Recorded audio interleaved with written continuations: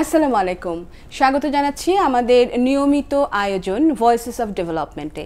আপনারা সকলেই জানেন আমরা প্রতি পর্বে একজন ডেভেলপমেন্ট এক্সপার্টকে আমাদের সাথে নিয়ে আসি, আমাদের স্টুডিওতে নিয়ে আসি, যিনি আমাদেরকে ওনার সাজেশন এবং ওনার এক্সপেরিয়েন্সের মাধ্যমে উনি যেটুকু গ্যাদার করেছেন সেটা শেয়ার করে আমাদের এই পর্যায়ে আনতে সহযোগিতা করবেন যে আজকে এই ডোনার এবং ফান্ড ক্রাইসিসের যে চ্যালেঞ্জগুলো আমরা ফেস করছি সেটা আমরা কিভাবে ওভারকাম করতে পারি এবং অ্যাজ আ বাংলাদেশ আমরা কিভাবে নিজেকে নতুনভাবে আবার গুছিয়ে নিজের মতো করে চলতে পারি। আমাদের স্টুডিওতে আজকে উপস্থিত আছেন জনাব আব্দুল হামিদ, উনি কান্ট্রি ডিরেক্টর এডুকো। আপনাকে স্বাগত জানাই। ধন্যবাদ। তো আমরা যেটা নিয়ে কথা বলছিলাম, আমরা আসলে সিরিজ করছি এই জন্যই যে আপনাদের মতো এক্সপার্ট যারা আছেন তাদের যেই ওপিনিয়নগুলো আছে এগুলোকে আমরা এক জায়গায় করে we will go for national workshop, যেটাতে আমরা এই পলিসি লেভেলে এই কথাগুলো নিয়ে আসতে চাই যে আপনারা যারা এত দীর্ঘদিন ধরে কাজ করছেন আপনাদের অভিজ্ঞতায় আসলে কি বলে। সেক্ষেত্রে এখন যে পরিস্থিতি, এই পরিস্থিতিকে আপনি কিভাবে বর্ণনা করবেন? ধন্যবাদ আবারও যে এখানে ইনভাইট করার জন্য। পরিস্থিতি বলতে আপনি যেটা বোঝাতে চাচ্ছেন যে গ্লোবাল যে ফান্ডিং কাটটা হয়েছে এনজিও সেক্টরের উপরে, এটাই মেইনলি বোঝাতে চাচ্ছেন। এটা অনেকের ধারণা যেটা হচ্ছে অনেকে আমরা শুধু এখন যেটা বলি যে প্রথমে বলি যে ইউএসএইড থেকে কাট হয়েছে, কিন্তু আলটিমেটলি ইউএসএইড না, পৃথিবীর যতগুলো ডোনার আছে ম্যাক্সিমাম ডোনারাই তাদের হচ্ছে যে এই ফান্ডিংটা কাট করেছে। এই ফান্ডিংটা কাট করার ফলে যেটা হয়েছে যে ডেফিনেটলি যে অর্গানাইজেশন একটা ইম্প্যাক্ট পড়েছে, সে অনেক অর্গানাইজেশন বন্ধ হয়ে গেছে, অনেক অর্গানাইজেশন তাদের অনেক কি স্টাফ লুজ করেছে, এটা এখন অর্গানাইজেশনকে এটা সার্ভাইভ করা ডিফিকাল্ট হচ্ছে। তারা যে কমিউনিটির সাথে কাজ করতো সেই কমিউনিটিগুলো সেই সাপোর্টগুলো পাচ্ছে না, তাদের একটা যে ডেভেলপমেন্টের যে একটা ধারা ছিল সেটা বঞ্চিত হয়েছে। পাশাপাশি হচ্ছে যে আরও যে চ্যালেঞ্জগুলো হয়েছে, যারা টিকে আছে এদের মধ্যে এখন কম্পিটিশন বেড়ে গেছে অনেক, যে একটা ফান্ডিংয়ের যেহেতু ফান্ডিং কমে গেছে, কিছু কিছু জায়গায় এখনও ফান্ডিং আছে, এই ফান্ডিংয়ের পিছিয়ে অনেকগুলো অর্গানাইজেশন এখন একসাথে ধাবিত হচ্ছে, উইনিং পসিবিলিটি কমে গেছে, হাই কম্পিটিশন হয়ে গেছে। ফলে দেখা যাচ্ছে যে শুধু ইন্টারন্যাশনাল এনজিও বা ন্যাশনাল লোকাল এনজিও না, ইউএন এজেন্সিরাও এর সাথে যোগ দিয়েছে কম্পিটিশনের মধ্যে। এইগুলো মানে মেইন চ্যালেঞ্জ আমার কাছে মনে হচ্ছে। অফকোর্স আসলে সিচুয়েশনটাই এরকম হয়ে গেছে। তো সেক্ষেত্রে আপনাদের কাছে যদি এরকম একটা ব্যাপার আসে যে সবগুলো অর্গানাইজেশন এই যে সবাই একটার জন্য ফাইট করছে, এই ফাইটটাকে অন্যভাবে আমরা প্ল্যান করতে পারি কি না, যে সবাই একটা প্রজেক্টের পেছনে বা একটা ফান্ডিংয়ের পিছনে বেশি শ্রম না দিয়ে বরং নিজেদের মতো করে একটা প্রজেক্ট তৈরি করে সেটার জন্য ফান্ড হান্ট করা, এটার ব্যাপারে আপনার মতামত কি? অনেস্টলি যদি বলি যে গ্লোবালি ফান্ডিংটা হচ্ছে একেবারেই শেষ, এবং যেগুলো আছে সেটা হয়তো 2028 পর্যন্ত হয়তো করবে, খুব বেশি হলে এরপরে কিন্তু আর অনেস্টলি থাকবে না ফান্ডিং। আমাদের সেই মেকানিজমটা এখনই খুঁজে বার করতে হবে। অনেকে শুরু করেছে, আমরাও শুরু করেছি, আমি বলবো পরে একটা পর্যায়ে। কিন্তু যেটা হচ্ছে যে ওই যেহেতু সংগঠনগুলো মানে কমেই গেছে বা ছোট হয়ে গেছে, তখন হচ্ছে কি তখন সে মরিয়া হয়ে চেষ্টা করে যে ফান্ডিংটা করার জন্য। তো ডোনাররা আবার কিছু হচ্ছে অনেক সময় বলে যে কনসোর্টিয়াম করো, কনসোর্টিয়াম করে ফান্ডিং করো। তখন দেখা গেল যে ওরা বেছে বেছে নিচ্ছে যে কারা কনসোর্টিয়ামে আসবে, ছোট ছোট কনসোর্টিয়াম করে, কিন্তু ফান্ডিংয়ের ভলিউমটা কিন্তু খুব বেশি না। এখন টিকে থাকার জন্য দেখা গেল ছোট্ট একটা ফান্ডিংয়ের জন্য 3-4 জন 5 জন, ইভেন ইউএন এজেন্সি সহ, UN agency, international NGO plus national local NGO বাংলাদেশে যারা আছে একসাথে কনসোর্টিয়াম করে এই ফান্ডিংগুলোকে সিক করছে। এটা গেল 1 নম্বর বিষয়। 2 নম্বর যেটা হচ্ছে যে ফান্ডিংটা যেটা কাট মেইনলি হয়েছে সেটা হচ্ছে যে যেমন বেসিক মানে ফর্মাল এডুকেশন, যেটা এডুকেশনের ফান্ডিংটা কাট হয়েছে, জেন্ডার নিয়ে আমরা যারা কাজ করি এখানে কাট হয়েছে, তারপরে রাইটস বেজ অর্গানাইজেশন যারা কাজ করি এগুলোতে পুরো কাট হয়ে গেছে। মূলত যেগুলো ফান্ডিং অ্যাভেলেবল এখনও পর্যন্ত আছে বা আসছে সেগুলো হচ্ছে ক্লাইমেট চেঞ্জ বা হিউম্যানিটেরিয়ান অ্যাকশন বা ধরেন technical vocational training, job, employment, employability, এইগুলোর উপরে মেইনলি সীমাবদ্ধ। আর বাদবাকিগুলোতে কিন্তু একেবারেই কমে গেছে। তো আমার এক্সপার্টিস যদি এডুকেশনে হয়, আমার এক্সপার্টিস যদি জেন্ডারে হয়, তখন তো আমি ওইটাতে কম্পিট করতেই পারছি না। রাইট।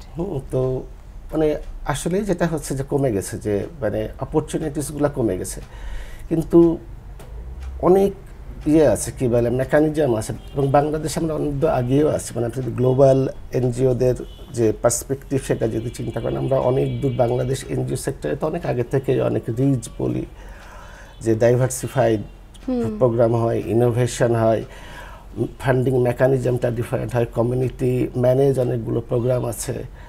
তো এখানে আমাদের কাছ থেকে অনেকে শিখে, এবং আমরা অনেকে অনেক ভালো করছি। যে এই ফান্ডিং কাটের ফলে যে খুব যে অনেক এনজিও যে খুব যে সেমনি ব্যাঘাত ঘটেছে সেটা ঘটেনি। যারা ফুললি ডিপেন্ড ছিল সেসব ডোনারদের উপরে, তাদের উপরে বড় ইম্প্যাক্ট ঘটেছে।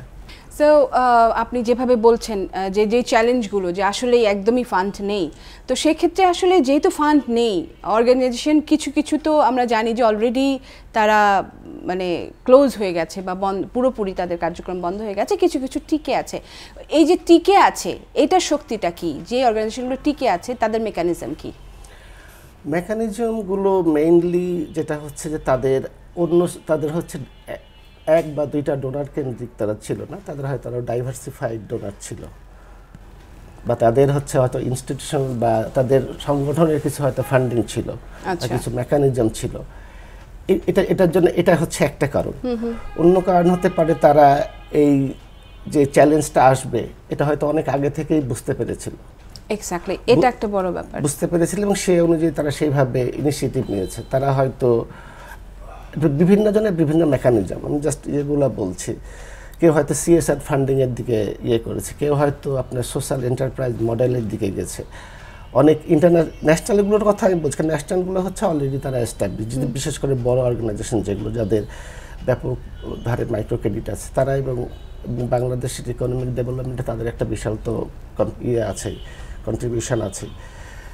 আমি ইন্টারন্যাশনাল এনজিওর অ্যাসপেক্টে বলছি যে তারা অনেকেই ওই তাদের সোর্সটা ফান্ডিং সোর্সটা ডাইভার্সিফাই করেছে, তাদের প্রোগ্রাম ইমপ্লিমেন্টেশনের কিছু মেকানিজম চেঞ্জ করেছে। যেমন অনেকেই হচ্ছে, যেমন আমরা বলতে পারি, আমরা 2-3টা অর্গানাইজেশনের সাথে কো-ক্রিয়েশন মডেলে গেছি। তারপরে হচ্ছে আমরা নতুন আরেকটা 5-6টা ইন্টারন্যাশনাল এনজিও মিলে একটা করেছে, একটা কাইন্ড অফ প্ল্যাটফর্ম করেছে, যেটাকে আমরা বলছি রিস্ক রিডাকশন মেকানিজম। আচ্ছা, এখানে আমরা আমাদের কি বলে যে ক্যাপাসিটিগুলো অ্যাসেস করছি, রিসোর্সগুলো আইডেন্টিফাই করছি, আমরা কিভাবে হেল্প করতে পারি, অন্যান্য নেটওয়ার্কটা কিভাবে করতে পারে। তো বিভিন্ন মেকানিজমের মধ্যে টিকে আছে। কিন্তু আলটিমেটলি যাদের একেবারে ফান্ডিং কাট হয়ে গেছে, যাদের আর কোনো ছিল না, অনেক অর্গানাইজেশন প্রায় শেষ হয়েই গেছে। তো আরেকটা নতুন জিনিস যেটা আমরা শুরু করেছি খুব রিসেন্টলি, যে ইম্প্যাক্ট ইনভেস্টমেন্ট, এবং এটা ডোনাররাও অনেক আগে থেকেই করছে। যে ইম্প্যাক্ট ইনভেস্টমেন্ট, এটা যে আপনাকে ইনভেস্ট করবে, কিন্তু সেটা মেইন হচ্ছে আপনাকে ইম্প্যাক্টটা দেখাতে হবে। এটা যে কোনো সেক্টরে হতে পারে, কিন্তু টার্গেট এসডিজির যেগুলো গোলগুলো হতে পারে, এডুকেশন হতে পারে, জেন্ডার হতে পারে, ক্লাইমেট চেঞ্জ হতে পারে। তো ইম্প্যাক্ট ইনভেস্টমেন্ট একটা মেকানিজম হতে পারে। দেন হচ্ছে লোকাল পার্টনারশিপ একটা ইয়ে হতে পারে, যেসব অর্গানাইজেশন অনেক এস্টাবলিশড বা সাস্টেইন লোকাল অর্গানাইজেশন, তাদের সাথে একটা জয়েন্ট কোলাবোরেশন। অনেক অর্গানাইজেশন যেটা হচ্ছে তারা লোকাল রেজিস্ট্রেশন নিচ্ছে। আচ্ছা, ইন্টারন্যাশনাল এনজিও লোকাল রেজিস্ট্রেশন নিচ্ছে। লোকাল রেজিস্ট্রেশন করলে আপনার লোকাল রিসোর্স মোবিলাইজেশনগুলো ইজি হয়, যেটা হচ্ছে ইন্টারন্যাশনাল এনজিওদের জন্য একটু বার থাকে বা টাফ হয়ে যায় ফান্ডিংগুলোকে করা। অনেক বিভিন্নভাবে মেকানিজম করছে। এরকম কোনো স্পেসিফিক নাম্বার কি এখন আমাদের কাছে আছে? কোনো ডেটা কি আছে যে আসলে কতগুলো অর্গানাইজেশন এবং কতজন মানুষ ডিরেক্টলি এফেক্টেড হয়েছে? আমি এক্স্যাক্টলি সেটা ঠিক বলতে পারবো, তবে একবারে ডাইরেক্টলি যেটা আমি যেগুলো শুনেছি, অনেক অর্গানাইজেশন নাম বলছি না, 8-10টা অর্গানাইজেশন অলরেডি চলে গেছে। কিছু অর্গানাইজেশন আছে যারা হচ্ছে অনেক তাদের হিউম্যান রিসোর্স বা ফান্ডিং অনেক কমে গেছে, হাফ হয়ে গেছে, ইভেন 60% পর্যন্ত কাট হয়ে গেছে। অনেক বড় বড় ইন্টারন্যাশনাল এনজিও, ইভেন এটা অনেক ইউএন এজেন্সির উপরেও আঁচড় পড়েছে। যেটা আমরা হয়তো এখন বুঝতে পারছি না, হয়তো আলটিমেটলি পরে ফিউচারে আমরা আরো বুঝতে পারবো। আর নাম্বার বলতে যে ডাইরেক্ট তো স্টাফগুলো তো ডেফিনেটলি গেছেই, এবং এদের সাথে যে আপনার ডিপেন্ডেন্স বা এদের সাথে আরও যারা লিঙ্ক ছিল, এটা অনেক অনেক নাম্বারই হওয়ার কথা, হিউজ নাম্বারই হওয়ার কথা। তবে একটা হচ্ছে যে যেহেতু এতদিন এই সেক্টরে কাজ করেছে, আমাদের এক্সপেরিয়েন্সটা পুরোটাই রিলেটেড। আমাদের অনেক কলিগ যেটা হচ্ছে যে তারা এখানে যে খুব বেশি দিন যে তারা যে আমাদের কলিগ যেগুলো হচ্ছে বা আমার জানা মতে যেগুলো ফ্রেন্ড, তারা কিন্তু অলরেডি বিভিন্ন জায়গাতে হয়ে গেছে, কি বলে অ্যাবজর্ব হয়ে গেছে। এবং অ্যাবজর্ব হয়েছে এবং তারা ভালো ভালো অ্যাবজর্ব হয়েছে, এবং সবগুলো মূলত রিলেটেড টু বিজনেস। এনজিওতে হলেও রিলেটেড টু বিজনেস, বিজনেসে গেলেও বিজনেস, যে অপরচুনিটিগুলো আমাদের ইন ফিউচারে অনেক আসবে। এবং আমরা তো আসলে অনেক দিন কাজ করেছি এই সেক্টরে। এখন অনেকেই বলে যে আমাদের ডোনেশন দরকার নাই, আমাদেরকে ইনভেস্ট করো। ওকে, let us be the partners. এই অ্যাপ্রোচটা ইজ ভেরি ইম্পর্টেন্ট। যে আপনার ইনভেস্টর লাগবে, ইনভেস্টর লাগবে, যে ঠিক আছে, যে তারা বলে যে আমার ডেভেলপ অনেক বড় বাংলাদেশে ধরেন 1 নম্বর 2 নম্বর অর্গানাইজেশন যারা চিফ এক্সিকিউটিভ, তারা বলছে যে আমার হচ্ছে ডোনেশন দরকার নাই, আমাকে ইনভেস্ট করো। বাংলাদেশে সেই আমার সংগঠনের বা আমি যাদের সাথে কাজ করি তাদের সেই ক্যাপাবিলিটি হয়েছে ইনভেস্টটাকে ব্যাক করার। রাইট, সো সেই মোডটাতে যাওয়া, যে not for donation rather for investment, and সেই পার্টনারশিপে যাওয়া যেখানে হচ্ছে আমরা কারো উপরে নির্ভর করে থাকবো না, বরং আমরা আমাদের ক্যাপাসিটি নিয়ে আগাবো। জি, আপনার কথায় আসলে আমরা অনেক ইনফরমেশন পেয়েছি, ইটস রিয়েলি ইন্টারেস্টিং। এবং আপনি যে ইম্প্যাক্ট ইনভেস্টমেন্টের কথা বলেছেন, এটাও একটা বড় অপরচুনিটি আমরা দেখতে পাচ্ছি। তো এরকম আর কি অপরচুনিটি আমরা অ্যাক্সেস করতে পারি এবং নিজেরা তৈরি করতে পারি ফর ফিউচার আপনি মনে করেন?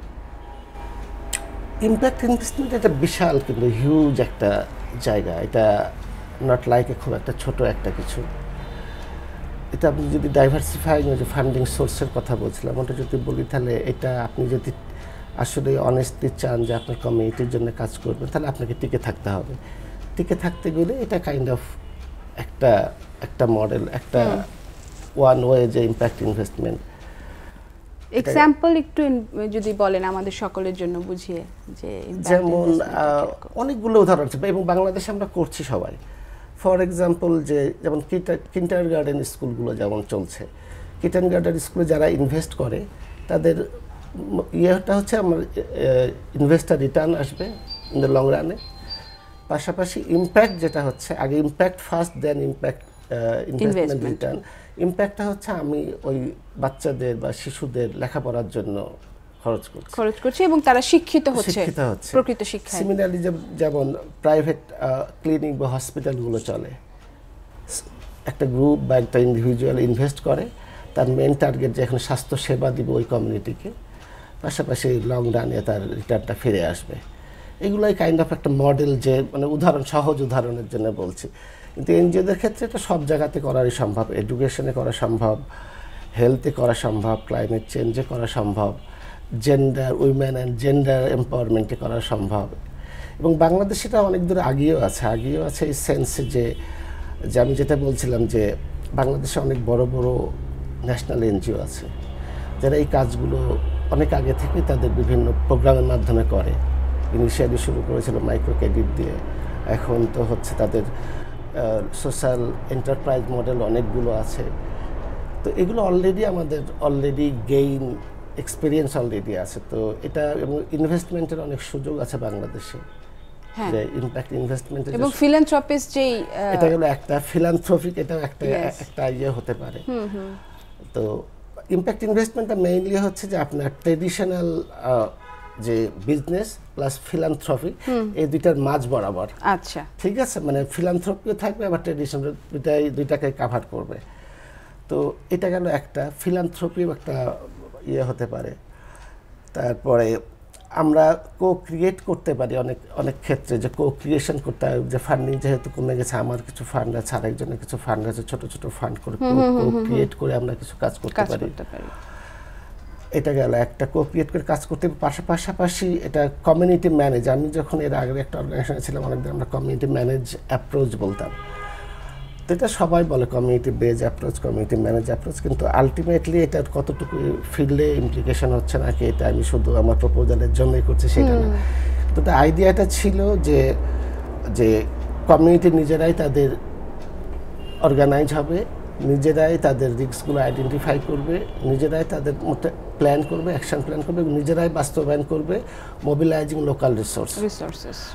এবং এটা করতে যে এই মডেলটা করতে যে আমরা যেমন বগুড়াতে একটা অর্গানাইজেশন প্রায় 200টা স্কুল চালাই, এই ইসিডি মডেল, আচ্ছা, কমপ্লিটলি কমিউনিটি ফাইন্যান্স করে, আজ 10 বছর থেকে চালাচ্ছে। আচ্ছা, বগুড়াতে 10 বছর থেকে চালাচ্ছে এবং কমপ্লিটলি কমিউনিটি ফান্ডিংটা করছে।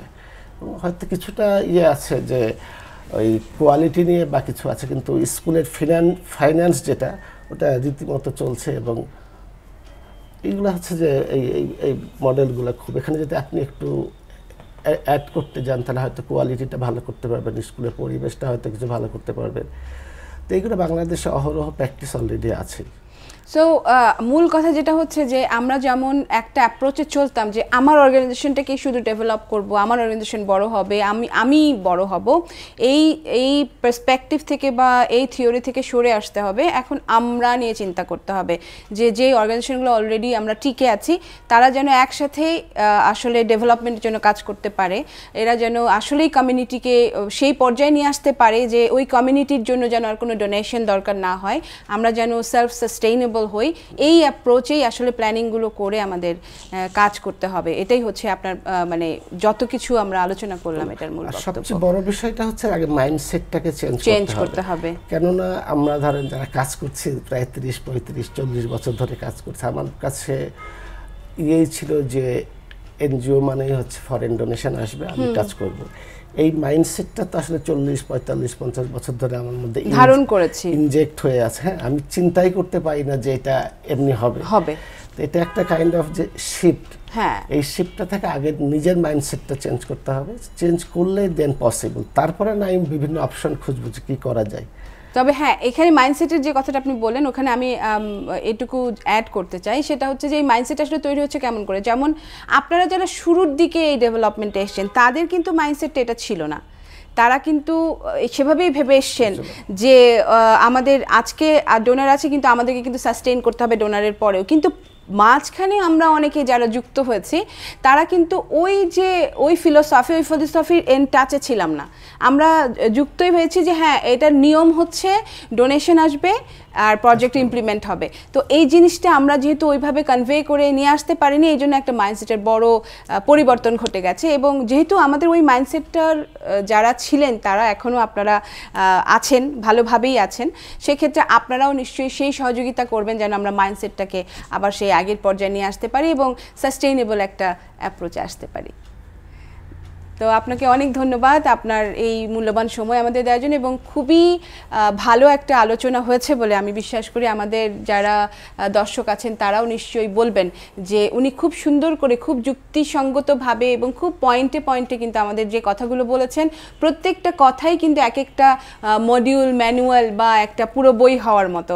সো এটার উপরে কাজ করা যায়। আমরা মিস্টার আব্দুল হামিদ ওনাকে অসংখ্য ধন্যবাদ জানাই, এবং আপনারা আমাদের সাথে থাকবেন রেগুলার, আপনারা দেখবেন আমাদের এই অনুষ্ঠান। আপনাদের যে আইডিয়াস, আপনাদের যে সাজেশনস আপনারা অবশ্যই আমাদের যেই কমেন্ট বক্স আছে সেখানে জানাতে পারেন। অনেক ধন্যবাদ।